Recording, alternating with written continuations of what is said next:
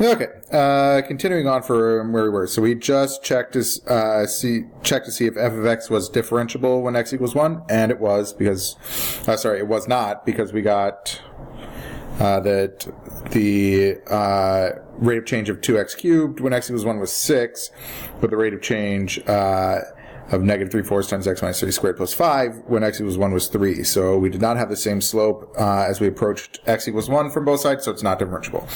Let's check g of x.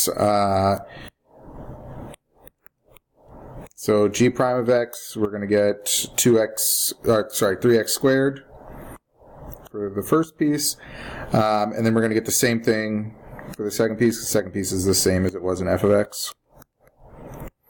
When we plug in x equals 1, we get that the rate of change for the first piece when x approaches 1 is 3. And then when we plug in 1 into the second piece, we get negative 2 times 3 halves. And oh my stars, we get also 3. So this means that g of x is continuous and differentiable everywhere. F of x was not differentiable at x equals 1. For h of x, h prime of x is going to be 3x squared for the first piece. And then for the second piece, it's going to be negative 2 times x minus 3. When we plug in 1 into the first piece, we get the rate of change of 3. When we plug in 1 into the second piece, we get a rate of change of 4. So this is not, h of x is not differentiable when x equals 1. So f of x was continuous everywhere, but not differentiable everywhere. G of x was continuous everywhere and differentiable everywhere. And h of x was was continuous, but not differentiable everywhere. All right. So moving on. So now we're going to get into some new stuff, a couple theorems here. Okay. So before we jump into that, I want to talk about what a closed interval is. So a lot of these problems you're going to hear f of x is blah, blah, blah, blah on the closed interval from 3 to 5. So first of all, closed intervals are always notated with brackets. So the closed interval from x equals 3 to x equals 5 would be bracket 3 comma 5 like this. The open interval would be parentheses. So that means everything in between 3 and 5, but not including 3 and 5 themselves. So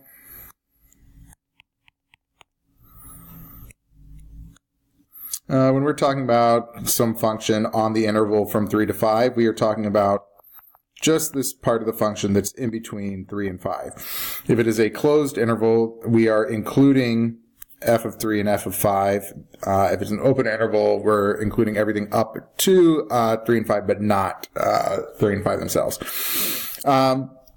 So I just want to make sure we're clear on what that means before we start these problems, because we're going to be throwing around that phrase quite a bit. Okay. I don't know why this keeps exiting out of the preview. It's sad. Okay. So the first thing we're going to look at is called the intermediate value theorem, also known as the IVT. So this says, if a function f of x is continuous on the closed interval a comma b, then for every y value y between f of a and f of b, there exists some x value k for which f of k equals y. Okay, so what does that actually mean? So in the common tongue, the way normal people talk, if a function is continuous on some interval, then it has to pass through all the y values between its starting y value and its ending y value. This is like insanely obvious when you actually understand what it means. So let's say I am looking at this function f of x, and let's say I'm looking at it on the interval from negative 3 to 10.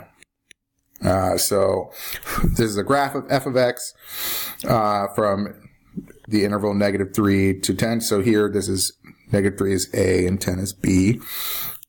Okay, so let's say that the y value at negative 3 is negative 8. And then at 10, the y value is let's say 15. Okay, so 8 here would be f of a,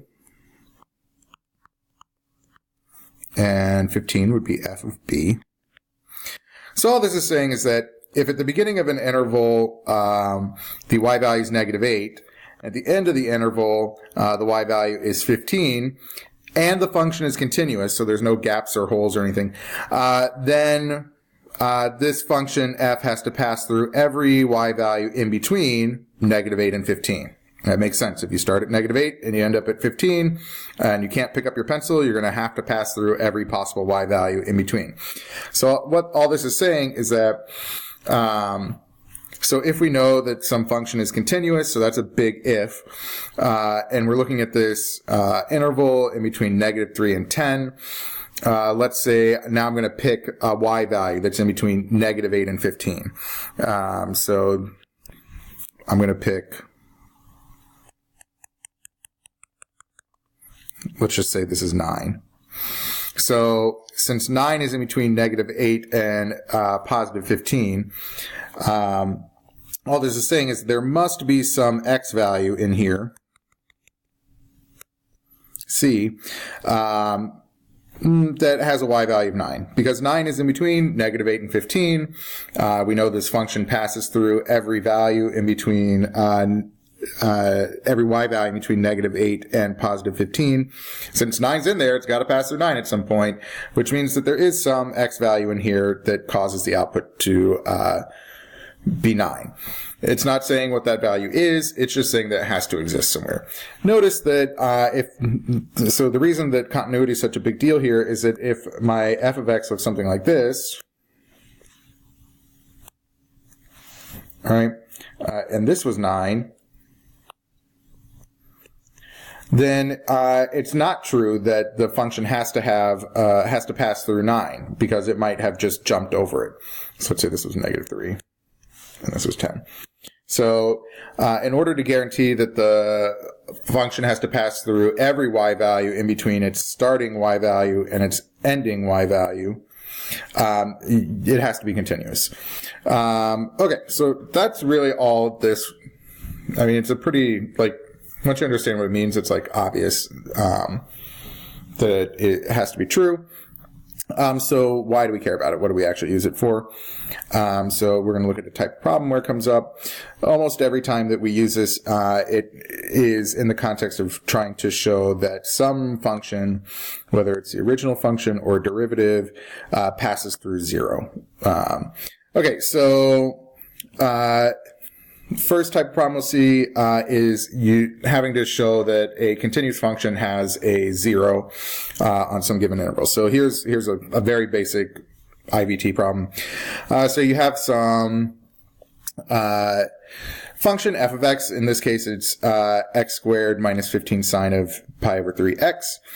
We have to show that this function has at least one x intercept in between x equals 2 and x equals 3. Okay, so I am going to find f of 2.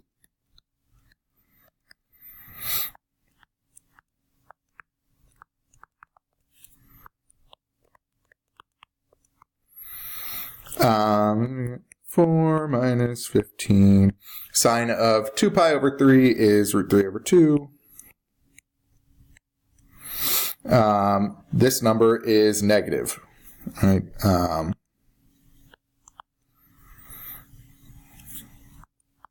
7.5 root 3. Root 3 is bigger than 1. This is negative. You can use your calculator to actually find that value. I'm going to check f of 3. So now I'm going to plug in the other end of the interval. I get 9 minus 15 times sine of pi. Sine of pi is 0, so you just get 9, which is a positive number. So at the initial, so the first value of the interval at x equals 2, the y value of this function is negative. When x equals 3, the y value is positive. So if this function is continuous, then at some point in between 2 2, and 3, this function has to pass through 0. So it has to have an intercept somewhere in between 2 and 3, which is what we're trying to prove.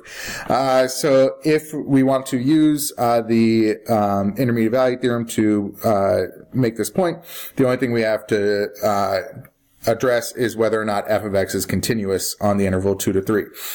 So this is how you go about doing that. So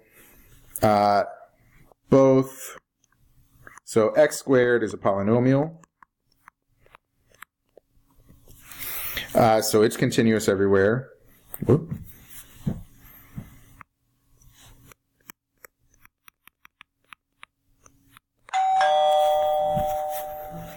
Oh, it's my mom.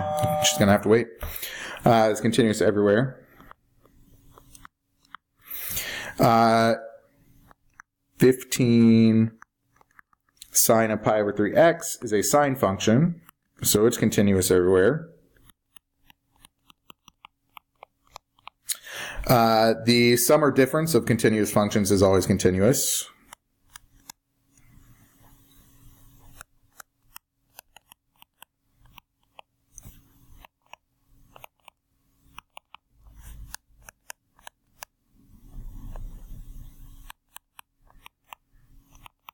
Therefore, f of x is continuous.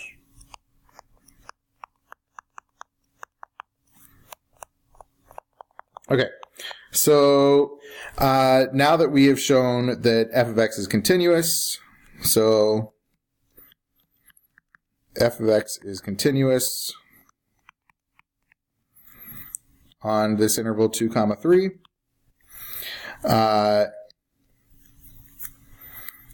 Zero is in between so f of 2 was less than 0, which was less than f of 3. So that means that there has to exist